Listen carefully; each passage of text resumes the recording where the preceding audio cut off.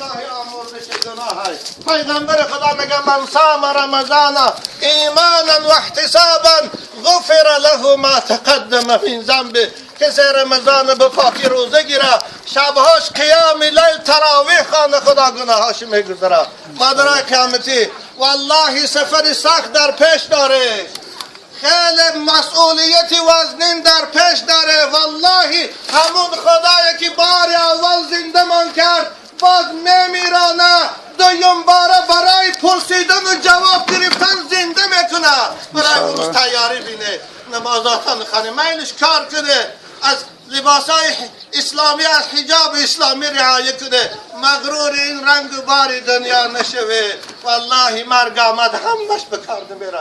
خدا خواهد میرزا علی را امشب دختر کاش 2 رکعت نماز خانه خاره قیامتی، بعد از گفتن 2 رکعت نماز خانه سوره کلیه رو 1 بار سوره قل هو الله ثوابش به روح میرزا علی هدیه کنه. خدایا امشب خیلی شب سخت است. الان میرزا علی به همسایه های روپرو مسکون ها رو دیدگی نیست. الان خانه میره که او خانه را ندیده بود، خیلی براش دهشت است. 2 رکعت نماز خانه ثوابش بخشه، والله روحش از شما خرسه. از این گریه فایده نیست، خدا عذاب میکشه، اما اون ناراحت میشه از گریه شما. رسول اکرم ده المیت یعذب بما نیح علیه، خدا میت در قبر عذاب میکنه به گریه های بی محل. میلش آبی دیده ریزه، ملایم گریه کنه اما صدای بلند نکنه. خیره قیامتی این دوستی است من برای شما میگم.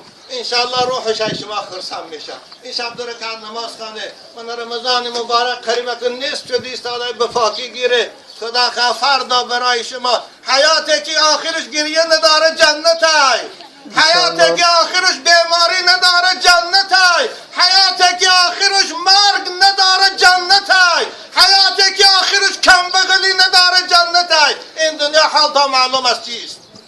میخوای حیاتی با راحت، میخوای حیاتی همیشگی، میخوای حیاتی جاویدانی، میخوای حیاتی خوشنودی خدا، بندگی خدا کنه، هم کاری دنیا کنه هم عبادت خدا کنه.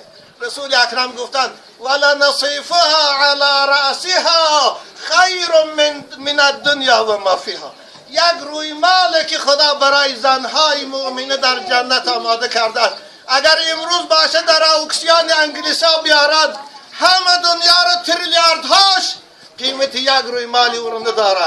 وای برای شماست خواهر عزیز، ما در قیامتی وقتی که بندگی خدا کنه و از به حیای ها خودتان نگه داره. رسول اکرم میگه هر عیال 5 وقت نماز خانه، رمضان مبارک روزه شگیر شوهرش احترام کنه، از کدام داره که خواهد جنت میبره. خدا همت نگه داره. خواهرای قیامتی صبر جمیل و بیماراتان شفا دیو، به توفیقاتان توفیق دیو، مسافراتان در مسافرتان نگه دارو.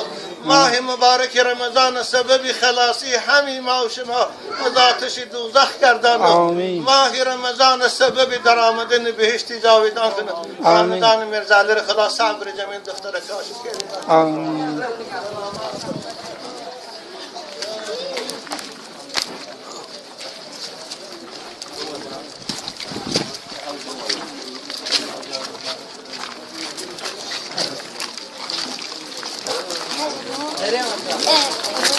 في اشياء من الجماعه